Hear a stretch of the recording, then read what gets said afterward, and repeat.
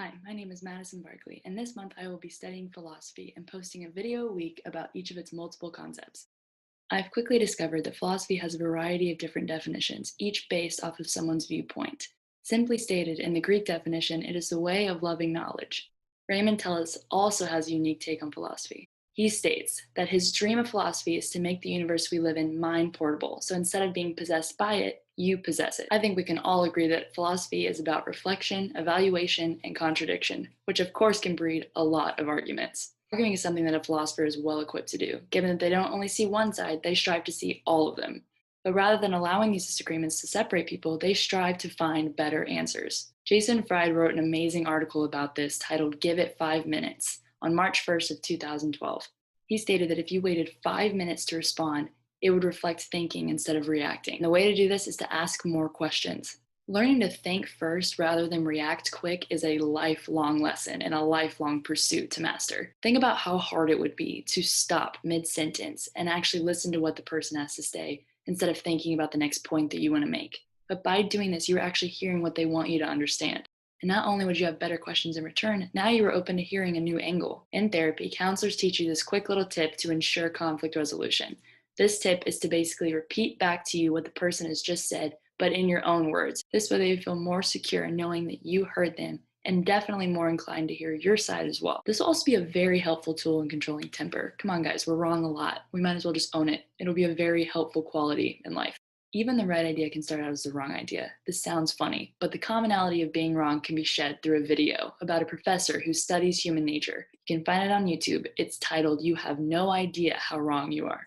He tackled the question, what is human nature, and basically concluded that it is the art of failing time and time again. He said that human beings are the species that got it wrong frequently. He said that we asked the wrong question that pushed us to the wrong answers, which pushed us further from where we wanted to be, but we believed that we were moving forward. And all of this is encompassed by an argument called pessimistic induction by a man named Larry Loudon. Pessimistic induction points to the fact that historically speaking, bad decisions based on well-accepted knowledge would often be wrong. If you made all of your decisions based on complete faith in science in the year 1900, some of your decisions would be off. It begs the question, why do we feel as though we are 100% right now when everyone in history felt the same way 100 years ago? And they were way off base about a lot of things. Take Isaac Newton, for example, the man of science. Newtonian gravity is an action at distance theory, yet Newtonian gravity is not compatible with the world of special relativity. It was a mathematical incompatibility. If you plugged in the equations of Newtonian gravity into the framework of special relativity, you would get a lot of contradictions.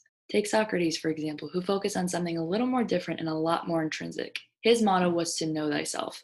There are obvious barriers to scientific knowledge, such as gravity or general relativity, but there are also barriers to self-understanding as well. No one would like to be fully pinned or fully categorized or boxed in. That would leave no room for self-creation. But that being said, we are a bottomless pit. We have a limitless discovery as to who we are, and there's a lot of beauty in that.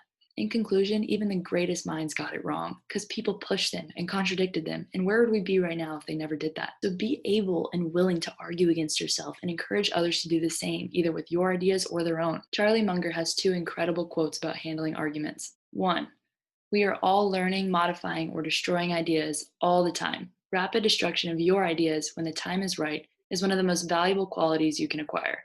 You must force yourself to consider arguments on either side. Second, the ability to destroy your ideas rapidly instead of slowly when the occasion is right is one of the most valuable things. You have to work hard on it.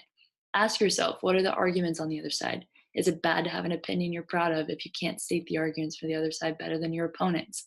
That is a great mental discipline. This is something I had never thought about before, the ability to adapt so quickly to something else. I think we have been taught to firmly stand in what we believe in, almost to a fault, so that we stop expanding or growing or challenging ourselves. This doesn't mean that your core values change, but challenge the things that were spoon-fed to you. Understand why you believe what you believe. So how could philosophy help in business? Think about the skills it takes to think on your feet or hypothetically.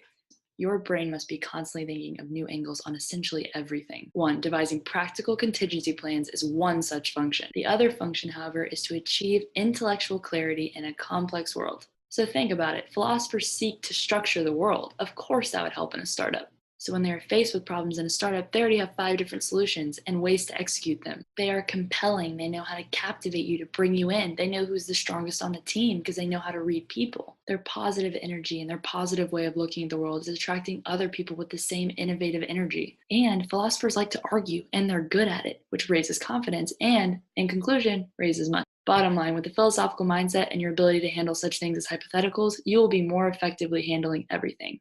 Thank you.